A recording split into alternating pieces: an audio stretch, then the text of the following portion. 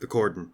Attempts by the renegades to infiltrate the loner faction are foiled, and in a surprise upset, the loners held out against a full military assault.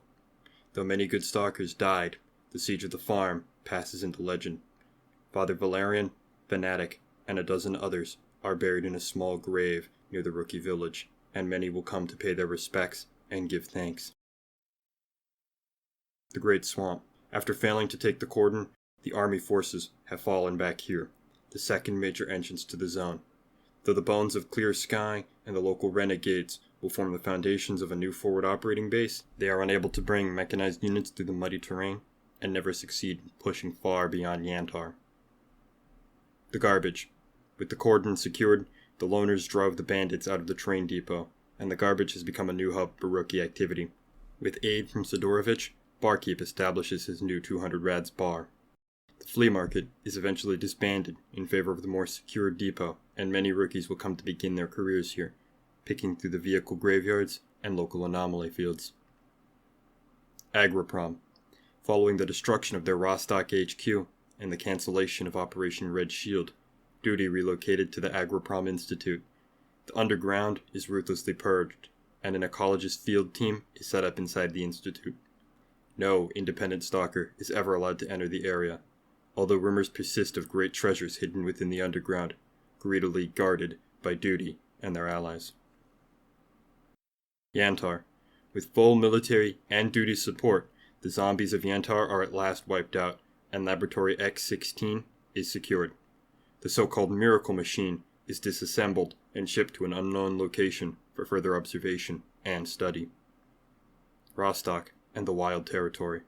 Following the disclosure of Operation Red Shield and the realization of Duty's continued ties to the military, a Freedom and Loner alliance assaults Rostock. But the fierce fighting has utterly devastated the area, and now most regard Rostock and the Wild Territory as being one and the same. Of those journeying north, few will opt to pass through here, preferring the marginally safer route through the Dark Valley. Among the casualties, the 100 Rads bar has been abandoned, though a few scavengers journey there every once in a while to drink in the atmosphere of the zone's original bar. The Dark Valley. Little ever changes here. Freedom soldiers are kind enough to let the loners pass through without much hassle, but mutants, bandits, and mercenaries remain a constant threat.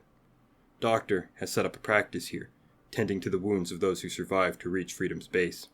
The Dead City of Lemansk.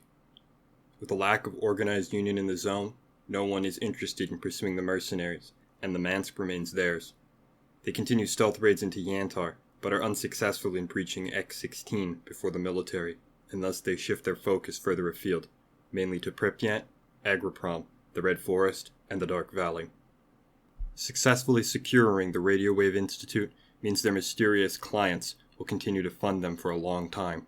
Teams of mercenaries continue to appear, often in areas thought secure, striking from hidden underground tunnels and fading with no explanation and no survivors. Army warehouses. Stretched thin by attacks from both the mercenaries and Monolith, Freedom struggles to hold on to the area. Forced to contract assistance from free stalkers to hold the barrier, the area has become a meat grinder, but those who survive long enough earn fortunes trading in armor and weapon salvage. Fang's grave at the Bloodsucker village has become a pilgrimage site for those brave enough. Some even dare to spend the night as a final test of their will before venturing beyond the Brain Scorcher. The Red Forest is now one of the worst places in the zone.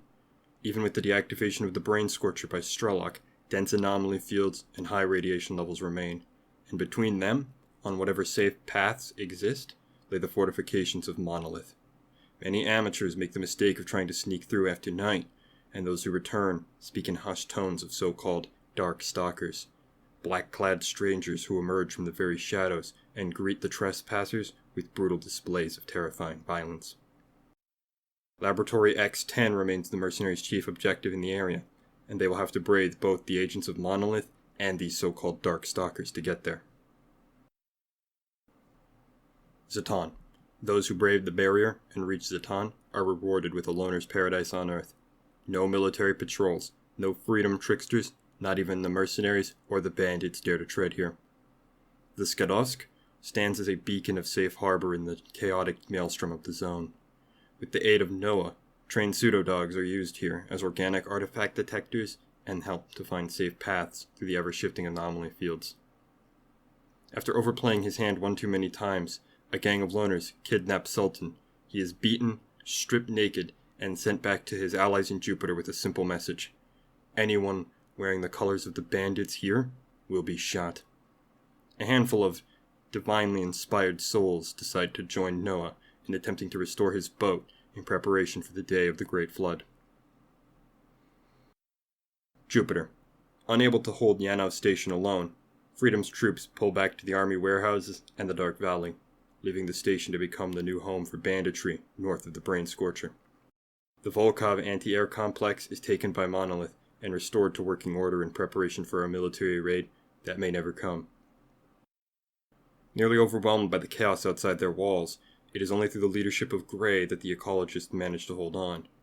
Aided by mercenaries and defectors from Freedom, they survive long enough to make an alarming discovery.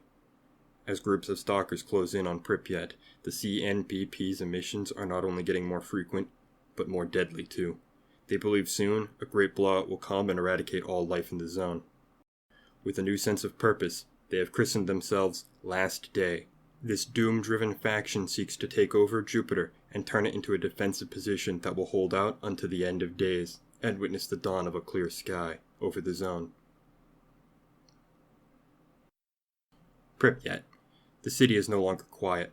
For day and night, battle rages between mercenary and monolith troops over routes to the CNPP.